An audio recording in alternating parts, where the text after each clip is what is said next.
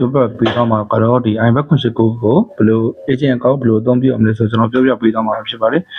ကျွန်တော်တို့ဒီ iMac 9ကို agent အကောင့်ကိုမရှိသေးတာပဲဖြစ်ဖြစ်ဒါမှမဟုတ် user အနေနဲ့စောင့်နေတာပဲဖြစ်ဖြစ်ကျွန်တော်ရဲ့ Viber နဲ့ Telegram မှာလာပြီးတော့ဆက်သွယ်နိုင်ပါတယ်နော်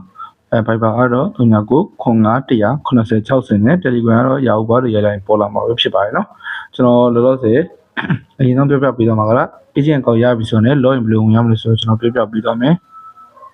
ကျွန်တော် Chrome browser ထဲမှာတစ်ခါလေးဝင်ပြမယ်ပေါ့နော်ကျွန်တော်တစ်ချက်ထွက်လိုက်မယ်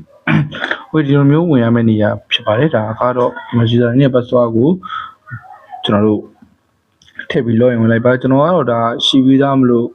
password ချင်းရတဲ့နေရာလေးပေါ်မလာတော့ပေါ့နော်တကယ်လို့ browser ကခုမှစဝင်မယ်ဆိုရင်တော့ဒါ password ချင်းရမယ့်နေရာလေးပေါ်လာလိမ့်မယ်အဲ့ဒါကိုလည်းအပေါ်မှာ old password အောက်မှာ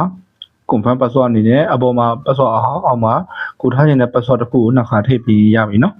ကျွန်တော်တို့ဒီလိုမျိုးမြင်ရပြီဆိုရင်ဒါကျွန်တော် Mama အကောင့်ရင်ဘယ်လိုဖောက်မလဲဆိုတော့ကျွန်တော်ပြပြမယ် Mama အကောင့်ရင်ဖောက်ဖို့အတွက်ကျွန်တော်ဒီမှာ Mama management ဆိုတာရှိရယ် Mama management ကိုနှိပ်ပြီးသွားလို့ရင်ဒီမှာ Mama ဆိုတာထပ်ရှိရပေါ့နော် Mama လေးကိုဆက်နေလိုက်မယ် Mama ကိုနှိပ်ပြီးသွားရင်ကျွန်တော်ဒီလိုမျိုးလေးပေါ်လာလိမ့်မယ်ဒီနေရာမှာကျွန်တော်တို့ဒီ New Mama ကိုနှိပ်ပြီးဖို့လိုရပေါ့နော် New Mama ကိုဆက်နေလိုက်မယ်โอเคဒီမျိုးပြောင်းသွားတယ်ဒီမျိုးပြောင်းသွားတဲ့အချိန်မှာကျွန်တော် user name မှာအစင်လိုက်လေးထည့်သွားလိုက်ပေါ့နော်ဥမာတယောက်ကနေစမယ်ဆိုရင်တယောက်နောက်တယောက်ဆိုရင်နောက်တယောက်ဆိုရင်တော့အဲ့လိုလေးအစင်လိုက်သွားပြီးလိုက်ပေါ့နော်ပြီးရင် password ထည့်လိုက်မယ် password လေးလွှဲတာထားလိုက်လွှဲတာထားပြီးရင်သူတို့ကိုပြန်ချိန်ခိုင်းပေါ့နော်မချိန်ခိုင်းမင်းလည်းမနေနဲ့အရင်ဆုံးချိန်ခိုင်းရမယ်ပြီးရင်ကျွန်တော် contact ကတော့ဒါသူတို့ရဲ့ phone number ထည့်လို့လည်းရတယ်လို့မျိုးနာမည်ကိုလည်းထည့်လို့ရတယ်ပေါ့နော်နာမည်တစ်ခုစမ်းထိုင်မယ်ပြီးရင်ကျွန်တော်ဒီမှာ commission drive ကိုဒီ A ထားမယ်ပြီးရင်ဒီယောက်က percentage တွေကိုအကုန်လုံး0လိုက်ပြောင်းအောင်မယ်ပေါ့နော်ဒီလို policy ဆိုပြီးအကုန်လုံး0လိုက်ပြောင်းအောင်မယ်အကုန်လုံးပေါ့နော်ဒီဘက်ကဟာတွေရောဒီဘက်ကဟာတွေရောအကုန်လုံးဒါပြောင်းအောင်မယ်ပေါ့နော်မပြောင်းလို့ဒါ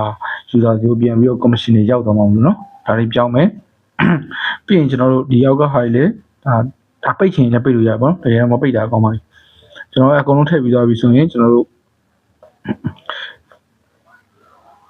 အော်လေးကိုဆွဲပြီးဒီ C လေးကိုနှိပ်လိုက်မယ်ပေါ့နော် C လေးကိုနှိပ်လိုက်မယ်ဆိုရင်ဒါ agent ကောက် user ကောက်တစ်ကောက်ဖောက်ပြီးသွားပြီပေါ့နော်ပြီးရင်ကျွန်တော်တို့ report ဘယ်လိုစစ်ရမလဲဆိုတော့ကျွန်တော်ပြောပြမယ် report စစ်တာကတော့ဒါသူတို့ကစားအားတွေရယ်သူတို့ဘာတွေထိုးရလဲဆိုတော့သိရတဲ့ဟာပေါ့နော်ကျွန်တော်တို့အနေရာကိုသိဖို့အတွက်ကျွန်တော်တို့ report ကိုနှိပ်မယ် report ကိုနှိပ်ပြီးသွားရင်ဒီမှာ win lose account detail ကိုတစ်ချက်နှိပ်မယ်ပေါ့နော် win lose account detail ကိုနှိပ်ပြီးရင်ကျွန်တော်ဒီမှာ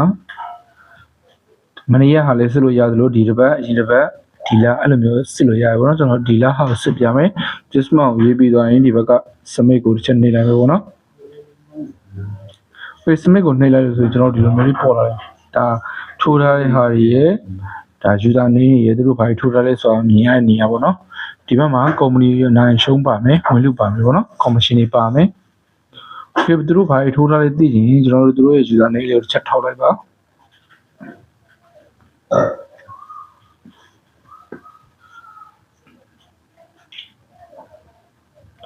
ဒါဆိုရင်သူတို့ထိုးထားတဲ့ဟာတွေမြင်ရပြီပေါ့နော်โอเคဒါကတော့ robot စနစ်ပေါ့နော်ပြီးရင်ကျွန်တော်တို့ unit ဘယ်လိုထုတ်သွင်းလုပ်အောင်လဲဆိုတော့ကျွန်တော်ပြောပြအောင် unit ထုတ်သွင်းလုပ်ဖို့အတွက်ဒီ payment ကိုအဆုံးအားဒီ payment လေးကိုတစ်ချက်နှိပ်မယ် payment ကိုနှိပ်ပြီးသွားရင်ဒီမှာ payment detail and transfer ဆိုရှိရနော်အဲ့ဒါလေးကိုနှိပ်မယ်โอเคဒီလိုမျိုးပေါ်လာတယ်ဒီနေရာမှာကျွန်တော်တို့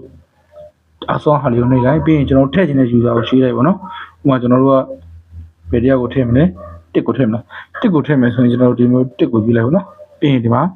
အမောက်ဆိုရှိရဒီအမောက်နေရာမှာဝင်ထည့်ရမှာပေါ့နော်သူကတော့1 unit ကို1000ဖြစ်တဲ့အတွက် unit တရားထည့်မယ်ဆိုရင်3သိန်းပေါ့နော်3သိန်းထည့်မယ်ဆိုရင် unit တရားပေါ့နော်ဆိုတော့တရားထည့်ပြီးတော့ရင်တယောက်ကဒီ submit ကိုနှိပ်လိုက်မယ် okay နှိပ်လိုက်မယ်ဒါဆိုရင်ဒါ unit ကဝင်သွားမယ်ပေါ့နော်ဒီဘက်မှာမြင်ရမယ်တကယ်လို့ပြန်ထုတ်ချင်လဲအတိုင်းပဲဒီထဲကိုသွားမယ်ပြီးရင်မိုင်းရှိရနေအနှုတ်ခံပြီးတော့ minus ခံပြီးတော့နှုတ်ပေးရမယ်ပေါ့နော်ကျွန်တော်100ပြန်နှုတ်မှာဖြစ်တယ် minus 100ဆိုရေးထားမယ်ပြီးရင် submit ပြန်နှိပ်လိုက်မယ်နော် okay ဒါဆိုတော့ဒါ unit ကပြန်ထုတ်ပြီးသွားပြီပေါ့နော်ဒါကတော့ဒါ user.com ဘယ်လိုဖွင့်ရမလဲ report ဘယ်လိုစစ်ရမလဲဆိုတော့အထောက်အသွင်းဘယ်လိုလုပ်ရမလဲဆိုတော့ပြောပြပေးသွားတာပဲဖြစ်ပါတယ်